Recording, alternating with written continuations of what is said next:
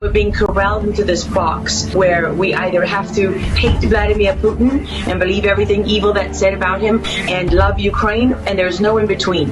And that reminds me a lot of you're either a white supremacist or you go with the Democrat narrative on everything under the sun. The most lethal terrorist threat to the homeland today, white supremacy. And I want to understand white rage, and I'm white. I mean, there's as much interference here as you could possibly imagine. Before you even get to Hunter Biden, Nancy Pelosi, John Kerry, Mitt Romney, and all of their children who earn millions from Ukrainian gas companies. These days, it's hard to believe anything because they've lied about COVID, they lied about Russia collusion, they lied about the Ukraine impeachment trial, and there's so much more going on in Ukraine that nobody is talking about. Does Ukraine have chemical or biological weapons? My job as a journalist is to try to understand what is the truth here. I don't like being lied to, and we're being lied to on an epic scale. When we're told your only choice is you have to be 100% with Zelinski.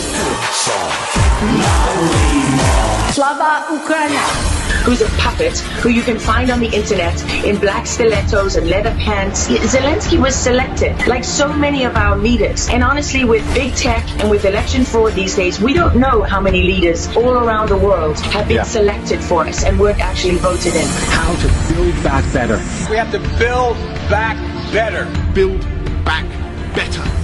If Donald Trump gets the Republican nomination, there are many of us that will move heaven and earth to ensure he doesn't win. We are fighting the same battles all over the world. To pretend that this war is about Russia and Ukraine is a barefaced lie.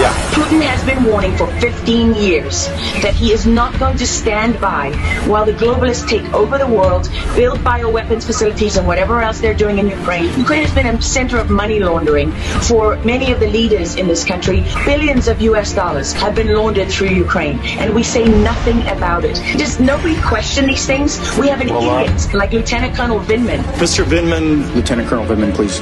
Do you always insist on civilians calling you by your rank? And sits there as a lieutenant colonel. He didn't even make colonel. And he's telling the president of the United States what his policy should be. You have a traitor in the form of Maria Yovanovitch, who was Obama's ambassador, who's telling Ukrainian government officials, don't listen to the will of the American people. In his July 25th phone call with Ukrainian President Zelinski, the president badmouthed Yovanovitch, calling her bad news. I was shocked, absolutely shocked. And then she's given a cushy job for life at Georgetown University, and we're told that the president of the United States cannot say to his foreign counterparts that we want you to look into something. If the prosecutor's not fired, you're not getting the money. Oh, son of a bitch.